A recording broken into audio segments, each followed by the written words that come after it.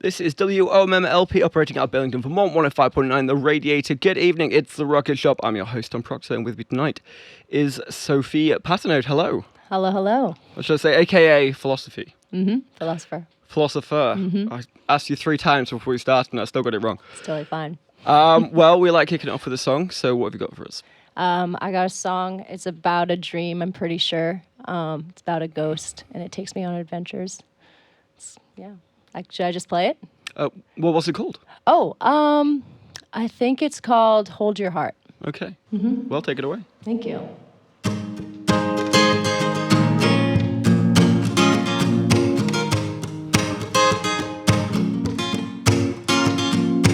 What would you do if you saw a ghost? Would you keep it secret, keep it close? You dream in a cloudy maze, just like a flower that has just been kissed. Every glory, every tomb, every star, every moon, we are distant so far. How I long to hold your heart, hold your heart, hold your heart.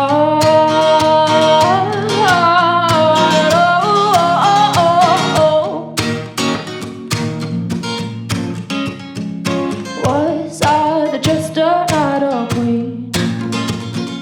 Was I supposed to keep the dishes clean? I was just a beginner. You saw me as a sinner. Every glory, every tomb, every star, every moon, we are distant so far. How I long to hold your heart.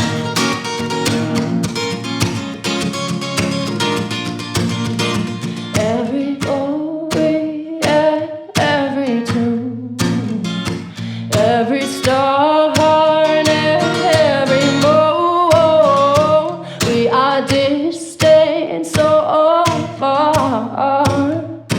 How I long to hold you, hold your heart.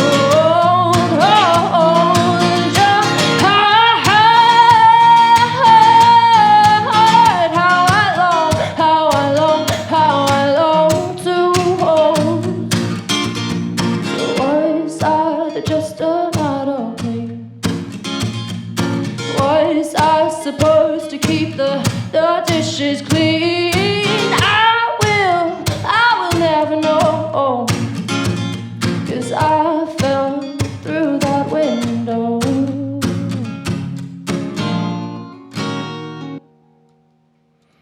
All right, the Philosophy by Hold Your Heart by Philosopher. Yeah. So you mentioned at the start there it was a song that kind of came to you in a dream. I was on your YouTube channel earlier on today, and you had another track on there that also came from a dream. So is this kind of the way you kind of get your creative ideas from? Is it in this lucid dreaming? Oh, yeah. I've had a little bit of lucid dreaming here and there. I've actually created this crazy dream world, and it has these amazing mountains, and there's a Six Flags in it. There's dinosaurs and dragons, and so once I got to fly a dragon over Lake Champlain, it was pretty awesome. So I think it's a combination of dreaming and then also being kind of young and trying to experience all that you can, but knowing that there's only 24 hours in a day. So. But, if you lucid dream, you technically double your life experience, so. Do you wake up tired ever from these All dreams? the time. Do you really sleep at some point? Is there any point where you're like, okay, tonight I'm just going to dreamless? No, never. I guess when you can dictate what happens on them, it's too much fun to be had. It is.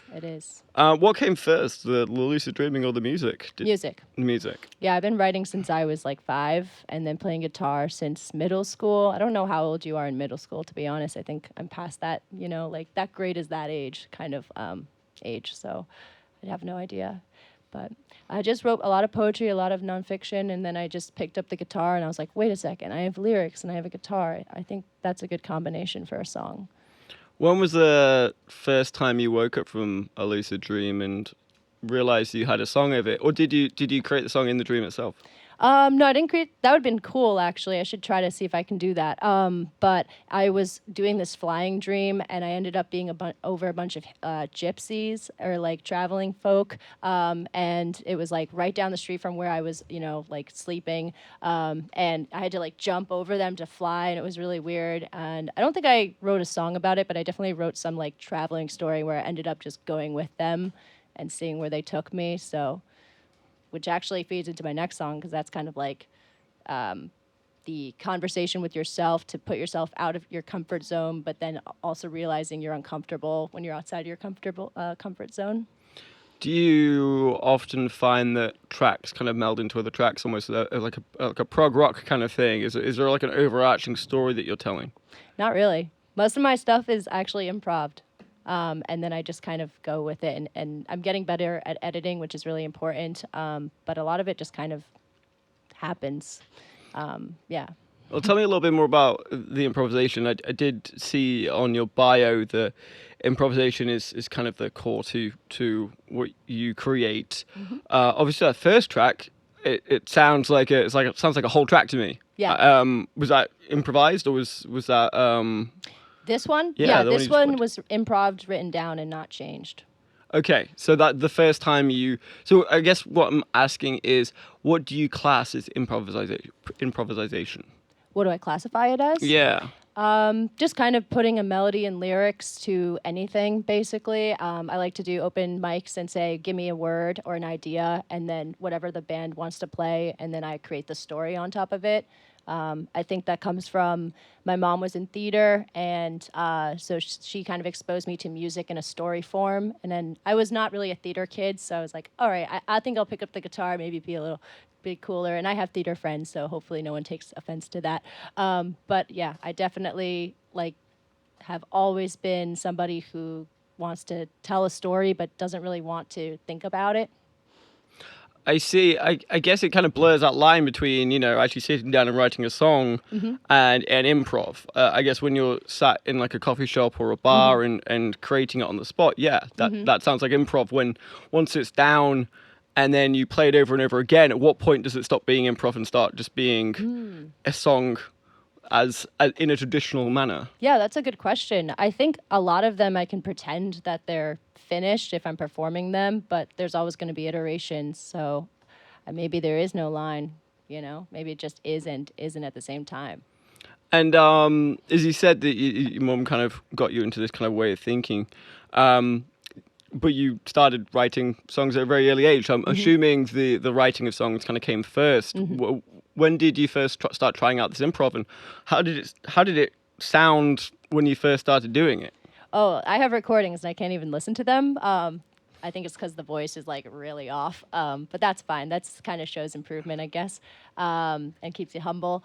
But I think I just was writing lyrics, and writing stories and putting them into poems. And then I picked up the guitar and I was like, wow, I know 2 chords. I could, write like 100 songs with this. And then so I just started kind of playing around with those lyrics and making up melodies and showing my parents and being like, look, I'm doing something. But I think eventually I just started, playing more and more different chords, and then just started coming up with an idea, or I'd look at a picture and create a story out of that picture. So definitely as a child, it was more structured, and it is more structured today, but probably more variety in it. Yeah. I guess, with the improv, is there other artists that you've kind of come across that do something similar? Because to me, sounds like a very unique thing. I've never heard of a singer-songwriter kind of approaching songs in the same way an improv troupe would do. I think maybe Tosh Sultana, but she does this more with like loops and instrumentals, and she just like comes up with an idea and is like, okay, that sounds good, I'm going to add something to it.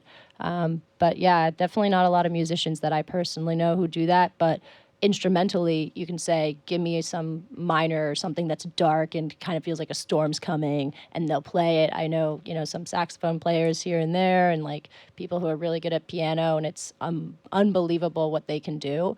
But it's just like a beautiful thing to be able to sing with them, because not only are you hearing things for the first time, but you're like creating something just awesome. So that sounds like you kind of collaborated with other people while doing this. So tell me how that's come about. Do you perform live with other people as well? Yeah. It was really in college. I used to be kind of like a stickler and just kind of go in my room and not hang out with anybody and play music all the time, because it was kind of like the thing that made me feel really good inside, and I was like in control of it. And then my parents were always like, you should play with other people. And I was like, I don't think so. And then in college, somehow all my friends ended up being musicians. I didn't know this beforehand, which was really cool. And then we just kind of, they were like, oh, you play, I play, cool. And then we start hanging out in the dorms, you're like bonding. And then I just kept meeting more and more musicians, and ultimately had a house on Isham Street, shout out to the crew. But we would, hook up a bunch of really cheap microphones and amps, and there was a person on bass and drums, and I'm sure you've heard of Avery Cooper. He's a great saxophone player in the area. He was around at that time as well, and we just like hang out, play all night. Mostly just jamming and improv. Again, I mean, that's the thing that just kind of came to mind. The jam and improv seem to kind of coalesce at the same thing, but I guess with the jamming session, I don't know if you would call that improv. That seems like an entirely different thing, or am I looking at this through the wrong lens? I think you are looking through the right lens, because like we start out and then we'd record it and then we'd listen to it, and like some of my friends would, we'd get a little bit more serious and actually write down a song. I've never recorded a song with anybody else. I'd love to do that. I have a friend who's unbelievably good at synths, and he like knows how to manipulate samples, and he's just a dope musician. And I'm like, dude, we should play together. And we're very close friends. We hang out probably every single day, and we've never played music together. So it's very randomized, and yeah, I'm okay with it. I never want to pressure people into playing music, because some people like want to do their own thing. So if someone's about it, I'm about it. If someone's not about it, then that's cool. So how does that kind of fit with the fact that you are a solo artist? You're here tonight on your own with your guitar and playing your own songs, but it sounds like you really feed off other people's energy. So is there plans to expand this from a solo project to something larger, or is this for you? Is this yours that you want to kind of have your own thing for, and you're going to do the jam sessions at other times? Yeah, my dream is really to like get, to a place where people want to play music with me and want me to add my vocals, or I don't know, hopefully I get better at production. I'm not there yet, but I have an ear for it to some degree. But really it's just, play a tune, we'll record some lyrics over it, kind of work on it. So I think I love both. When I play by myself, it's kind of like this getting in my head, letting my thoughts out. It's kind of therapeutic. But when I'm with other people, it kind of feels like you're on a roller coaster, and I'm a huge roller coaster person, so I know what they feel like. But it's kind of like you go with the music. And I did for the first time, Casey Little, he moved away, I think a couple of weeks ago, but he and I did something at Orlando's. And as I said, we reached out to the crowd and we're like, what do we sing about? And they're like, aliens. I'm like, cool. And he just, we just kind of fed off each other, and we're very similar. So it's really just meeting somebody that vibes well, and then we'll play a little bit and see where it goes, and on to the next. I'd love to know a little bit about how the audience reacts to this, because I mean, I tend to a lot of bars and venues in town, not really knowing what to expect, and I'm sure many other people do the same thing. So when you start asking the audience for cues and for ideas, how do they react, and does that make this is definitely a leading question, but does that make the audience feel a little bit more part of the set itself? Yeah, it's funny. At first they're a little skeptical, but then you show that you can do something with it, and then so maybe you'll get like two suggestions here or there, and then the second time everyone's like, play my song, I want you to sing this one, and it's like, okay, we got time for a couple more. But really I think the coolest thing is musicians that I meet randomly, because they're like, hey, you're playing your own set, but we can do something behind if you want to. We'll play together, and then we're like, we should actually play together sometime. So it's an easy way to meet people, but also entertain the crowds. And everyone's outside. It's summer, they're having a drink. It's good life. I'm sure there's a few people in the crowd that had this idea for a song once upon a time and never managed to make it themselves. And so you're realizing their dream in this moment. Yeah, that's a really nice way to put it. I hope so. I hope I inspire people. I've had people come up to me and they're like, I saw you the other day. We should play sometime. I'm like, heck yeah, I'm so down for that. That's just my goal, is to play with as many people as possible. Well, you're obviously in the right place for it. Or very much seems like you've met a lot of people already that have kind of taken you up on that. Well, I would love to hear another song. Sure. So what have you got for us?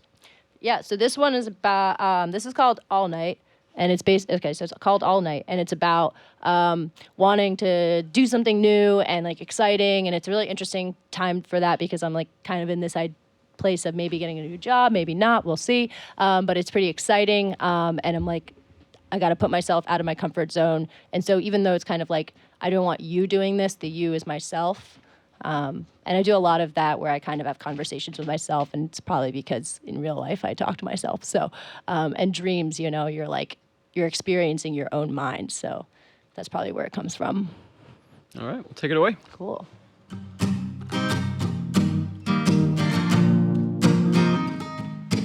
I don't want you crying in the middle of the night when we're sleeping.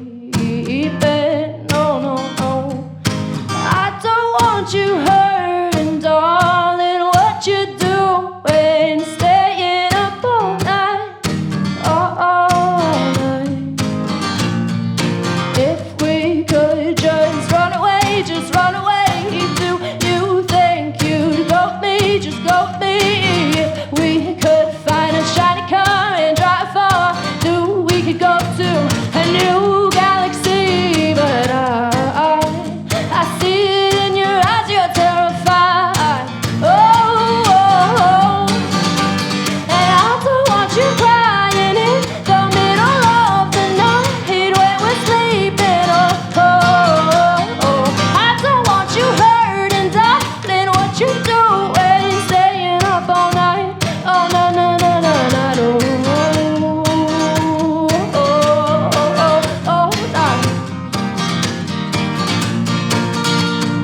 If we could just do something new, me and you are living a life and promise you we got nothing to do, it's just me and you.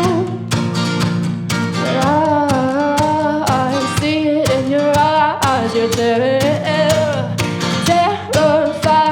and I see it in your eyes. Oh, I don't want you crying in the middle of the night when we're sleeping. Oh, oh, oh, oh.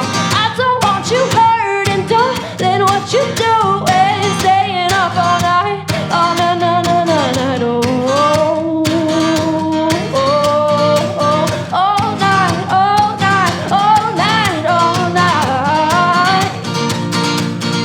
I see it in your eyes. Oh, you're terrified, darling, I won't lie, I'll keep you all night. I swear I'll stay with you up all night. Oh, don't be terrified.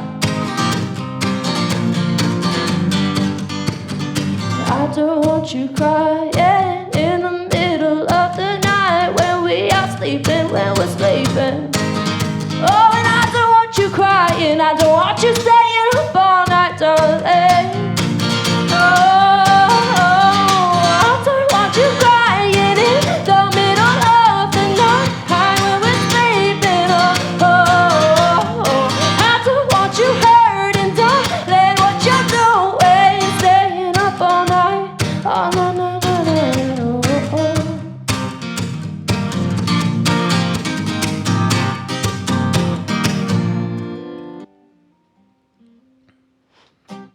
All right. All Night there by Philosopher. And so that was from one of the tracks from your new album called Raw Teeth. It came out end of winter, early spring. Which one, sorry? Raw Teeth, the album. Oh, yeah. That came out, I think, in the winter. Yeah. Raw so Teeth. Tail end of COVID. Was this a COVID baby, if you will? Yeah. I pulled a Bo Burnham. I wish. That'd be cool. Well, we had a pretty hard time of it looks like, but you did create something pretty amazing. Thank you. So yeah, tell me a little bit about the production of that, the creation of that, the kind of inspiration behind putting out your first album. It looks like so. Yeah, that's always first album. Always a big thing. Raw teeth is like, I guess, because you could either be talking about somebody smiling or like an animal showing its teeth in anger. So it's kind of open for interpretation, but it's because half of it is improv and the other half is not. There's one that I did kind of just reach out to this random guy on SoundCloud and it's like, I really like your sound. Could I download it and use it? And that's the one called Fossils.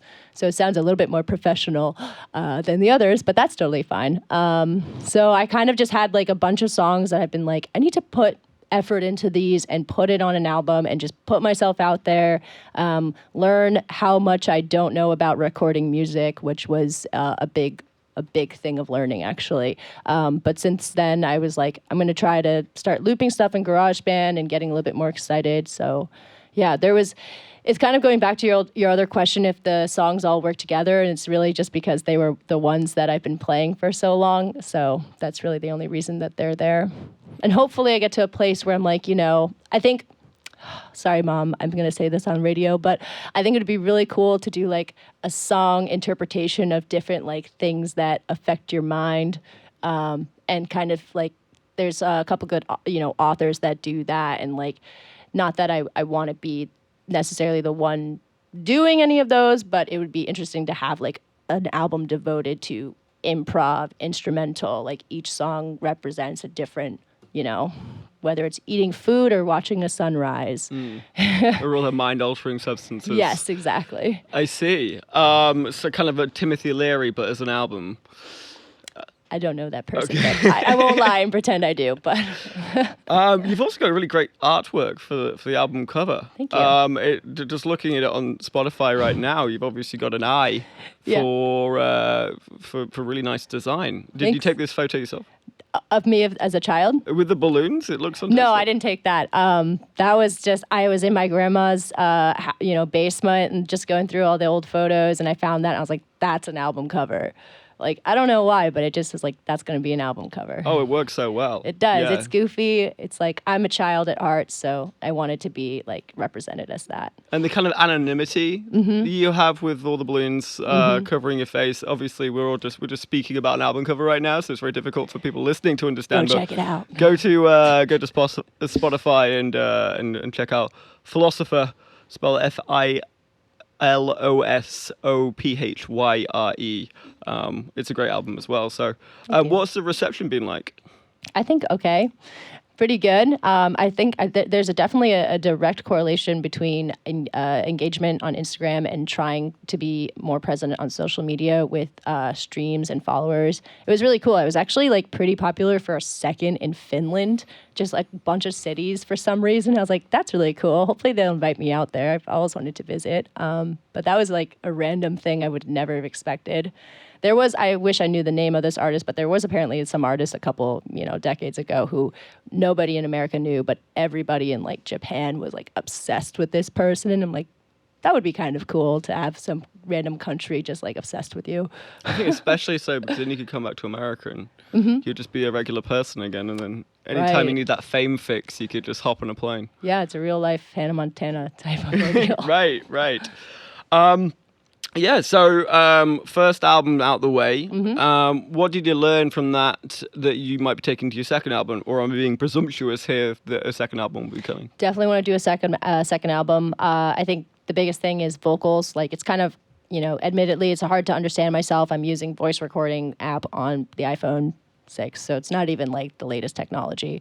And so I wasn't using proper microphones, and I think also having different microphones for different instruments so you can kind of play around with things and loop. That's the whole thing that I've been learning with GarageBand. Everything's free, but I've been doing harmony and like trying to layer different voices, and that was actually inspired by Bo Burnham. The way he just does it is super cool. So definitely want to be more. I think at the end of the day, my voice is my instrument more than my guitar. I love guitar playing. It's awesome. It's like beautiful, and especially like when everyone's around the fire and you're just like playing the guitar and people start singing, that's really awesome. But my voice is like my main thing, so I got to work on that way more. Yeah. Yeah. Any plans of bringing other artists in for the second album? Yes. Yeah. Are you kind of talking about how more engagement on these social media platforms means more clicks and more views, and doesn't really necessarily mean you can be the best artist in the world, but if you don't do that, you really can't get that foothold. I did also notice, and this is kind of connected to the quote that you gave us for the Rocket Shop description, that your biggest goal right now is to develop a link between corporate responsibility and music, such that it's influential not only at a political level, but driven by informal communities and networks. How do you see kind of, corporate responsibility, the corporate world, and your music right now, and maybe, touching on that kind of social media aspect, and what would you like to see it as? Yeah, so currently it's definitely not doing anything. A couple of years ago, I did almost a partnership with Equal Exchange, their coffee company, chocolate company, and I was kind of like reached out to them and I said, hey, I'd love to do this, and basically try to drive awareness about a cause that's really important through music. That didn't really, kind of become anything, which is totally fine. If anything, it was just a good networking opportunity. I got to see, where they make chocolate in the chocolate factory, so that was kind of exciting. But eventually, my goal would be to be able to have a platform and speak up on behalf of people, and not really speak up on their behalf. Actually, I'm going to take that back. Make a platform that other people can use to speak up and have their voices be heard, because there's a lot of competition, especially on Instagram and social media, and so it can be hard for certain folks to feel like their voice is being heard. But corporate responsibility. So I'm an econ major, and I almost went to Wall Street, but kind of felt a little bit conflicted on the inside about that, because I saw, the company that my company was investing in. I saw their oil in the Amazon in Ecuador, and I just kind of was like, wait a second, if I feel this bad about what I'm seeing, I should not be able to not feel bad across the world somewhere else in a nice office in the city. So I was kind of like, music's going to be the easiest way for me to reach out and make connections with people, and imagine a large crowd and you're like, hey, this is a really important cause, like we're all going to maybe donate to this thing. So I don't really have a plan yet, but I think if anything, as we've seen, music can touch people in really beautiful ways, and I don't know, if I have the opportunity to either raise money for something or give somebody else who's better at articulating and speaking on behalf of the people that they want to help, that would be really truly the best thing that I could achieve with music. Yeah. I forgive me for my cynicism, but does corporations even have a place in music? The two things seem diametrically opposed in terms of the spirit and soul of what and who they are. I don't know. I've never asked anybody at a corporation that question, but I would imagine they probably don't have any care. But I did do some research in college about the informal influence in terms of consumption, and that influence on how companies, whether or not they have higher or lower demand for their goods and services. For example, there's color coding on different companies in China that, green is like, we're environmentally friendly and we don't pollute a lot. Black is the opposite of that. And they saw a very quick, significant decrease in people going at the companies with the black sticker versus a huge increase of them going to the ones with the green. So there is power in numbers, especially when that comes to consumption and local networks. So if you can kind of create like a community over music and art, and then use that to, facilitate network building and something like that. So that's where my head is at. And in theory, it sounds really nice, but so does economics. So at the end of the day, it's just a matter of connecting with more people and throwing bigger events, more promising events with people who, really know what they're doing. Yeah, for sure. I do notice in your album, in Raw Teeth, there is a couple of tracks that do kind of tie back to your econ education. Money Only Buys You Debt, I think, is the one that stands out. Yep. So obviously this is like another passion of yours. How much does that filter into your music? And obviously a little bit, because you've got a track on the album with something relatively economically minded. Yeah. A lot of my improv songs usually start with Hollywood is turning into Hollyweed. We got so many politicians full of greed. And then I kind of move on from that and either rant about, how public education has failed to teach us how to do our taxes and mortgages and whatever. So it's really kind of dependent on the day, especially the New York Times. Like, is there something going on in the world that's really bad that I feel like I need to sing about it, because that's going to help. But I actually just forgot the question, not going to lie. I was going to say, how much does your economic background kind of filter into your music? Because these are two of your passions, clearly. Mm-hmm. Because when we started talking this evening, we were talking about you having lucid dreaming and flying over Lake Champlain on a dragon. And then, there's stuff in here about money only buys you debt. Mm-hmm. Those two things seem quite different and coming at it from two very different angles. Yeah, I think I use money as like a metaphor a lot. Kind of like, interest rates are falling. That could be about money, but it also could be like my interest in you is falling. Supply and demand. I mean, this is so cliche, but I don't know, you're supplying love, but I don't got demand for it. So it's just like using different words from economics and bringing that into song. So sometimes it happens. But yeah, if anyone ever has any good ideas about, singing about demand and supply, equilibrium. You're the person who should call. Yeah. Well, I'd love to hear another song. Sure. So what have you got for us? Yeah. So this one's called So-Called Lover, and it started out as an improv, and then somebody asked me what should it be called, and I said So-Called Lover, just because I thought that was a cool term, and so that actually ended up becoming the chorus. And it's kind of like, hey, you broke my heart, but you were just a so-called lover, so it doesn't really matter, So trying to be a tough person, tough woman about it. Okay.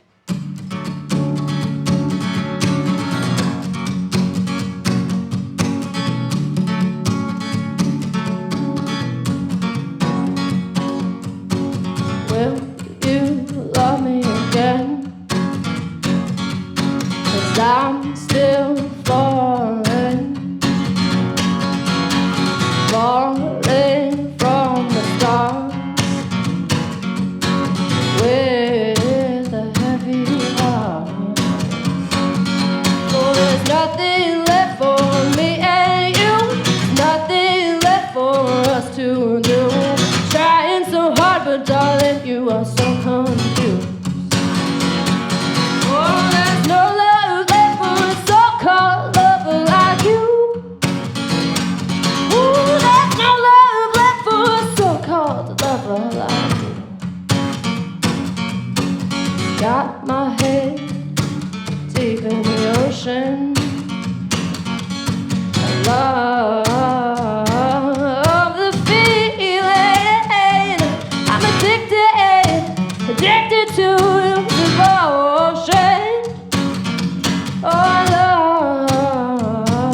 love the feeling that there's nothing left for me and you, nothing left for us to do. Trying to tell you, but darling, you look so confused. Oh, there's no love left for a so-called lover like you. Ooh, there's no love left for a so-called lover like you. Trying to tell you, but darling, took my heart. I'm trying to tell you, but darling, you took it apart.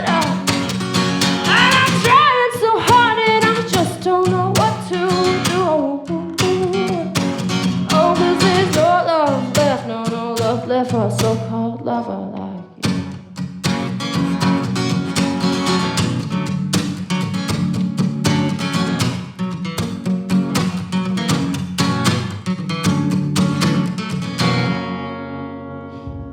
All right. So-Called Lover there by Philosopher.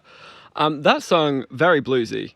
Mm-hmm. Very bluesy. Some of the other songs you've been singing tonight definitely had more of a more singer-songwriter to them. The last track, very Tash Sultana, which I don't know if it's just in my head now because you've said the name, but definitely got those vibes. You've also got relatively similar voice to her as well. You're a little bit genre defying. So where do you see yourself fitting in kind of the myriad of various different terms we give each area of music? I like to tell people that usually I'm a mix between Amy Winehouse and Bruce Springsteen. So rock and roll, blues, folk. But like rock and roll. I really like rock and roll. Rock and roll, blues, folk, I like it. Yeah. And as you were growing up and kind of developing your own style and did you always kind of gravitate to this kind of genre, or have you kind of twisted and turned and gone to different places as you've learned and changed? Yeah, I think it honestly was all love songs and trying to be like the next Taylor Swift, unfortunately. So being very pop, but then I think it went into, I then like just struck a chord with Neil Young and I was like, whoa, that dude is unbelievable. So I was kind of adjusted my sound, I think, a little bit more towards that singer-songwriter. My parents have always told me I need to calm down when I play my guitar way too hard. I break strings all the time. I'm like very much nervous that I'm going to break a string tonight. So if we don't do that, that's awesome. Yeah, so I think it's always been, I've always said singer-songwriter because I don't know what else to call myself.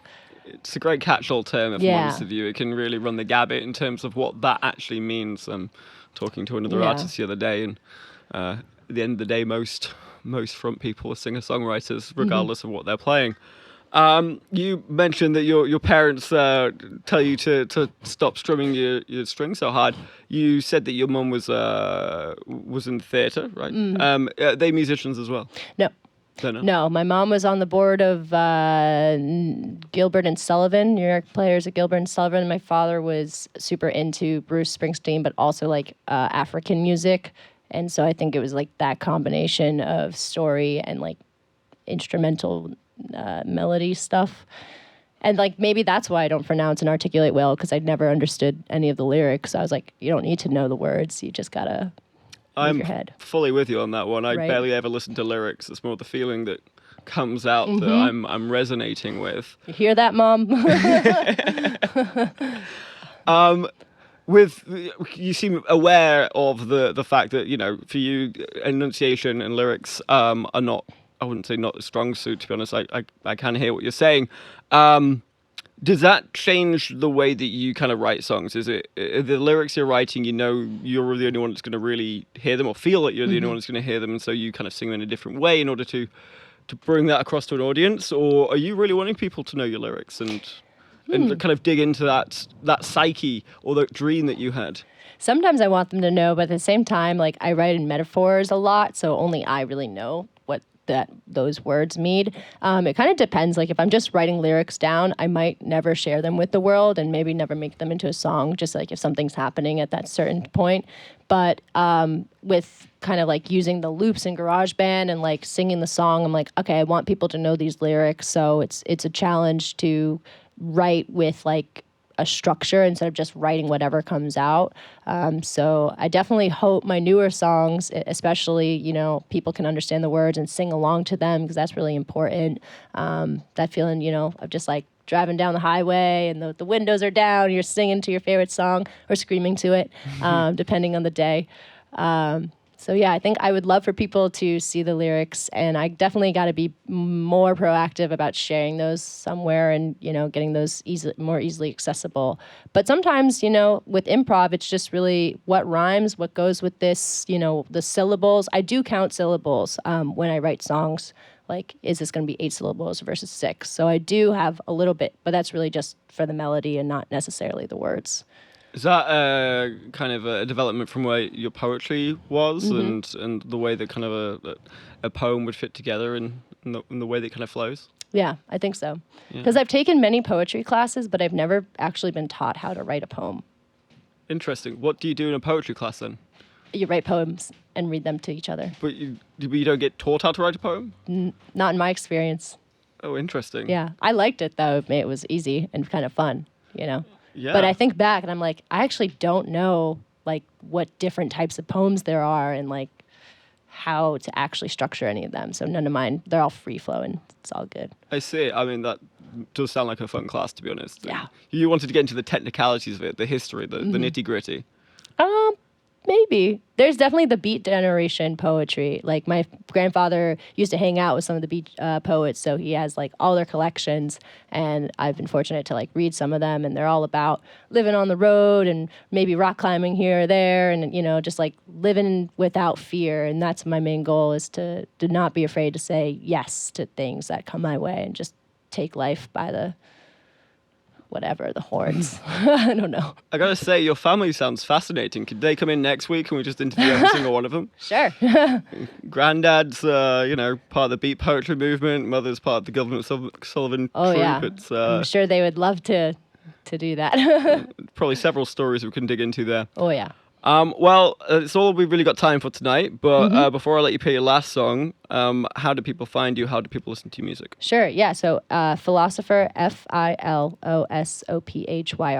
That term only exists because I created it last year or 2 years ago, which is crazy. And I do a little like SEO, and it was crazy to not see that on anywhere in Google. So literally like TikTok and Instagram. And that's really it. And Spotify, obviously. SoundCloud, YouTube? SoundCloud, yep. I got it on SoundCloud and YouTube. Yeah. I have 2 channels on YouTube. I think for some reason DistroKid, like the thing I use to put music on Spotify, like kind of splits it into 2, but that's totally fine with me. So you'll find it either way. And if people want to come see you live, maybe see one of these improv shows. They sound really fascinating and cool. And yeah. Where would you find you next? Orlando's is usually actually tomorrow, Thursday. Orlando has open mic, I think around 7:30. And I'd like to be at Radio Bean soon because they're awesome and they're a really cute little organization or company. So a restaurant. Sorry, we're still in business mode right now. Well, it's Radio Bean's like 14 different things at once, to be fair. You can't really go wrong. Throw a dart at the name board and you'll probably get it. Mm-hmm. What have you got for us for the last song? Sure. Yeah, so actually this dream, this is actually about another dream, and it's about dying. But then it's also a metaphor for love, in the sense that like when somebody loves you, you kind of are brought into a new environment, and then sometimes when they leave, you're like still in that environment, and you're like, what's going on? So the metaphor for that is this like random kid I see in the woods, and it's like this haunting, creepy thing, like if you see a child by itself in the woods, it's a little sus. And yeah, so just kind of getting lost in the woods / love, and interesting stuff happens when that happens. Has it got a name? It is called Love the Love. All right, take it away. Thank you.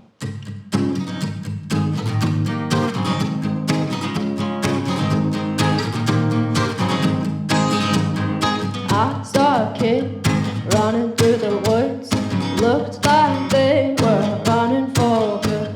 And all of a sudden the kid was gone. And I felt very, very, very lost.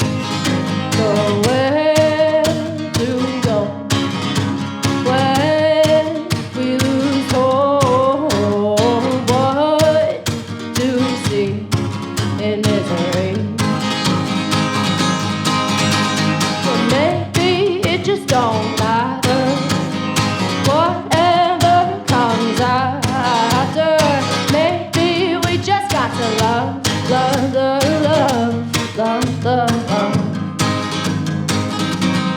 I was looking all around, and this little kid could not be found. And all of a sudden I realized I was alone with 1,000 crazy eyes. So where do we go when we lose hope? What do we see in our misery? Well, maybe it just don't matter whatever comes after.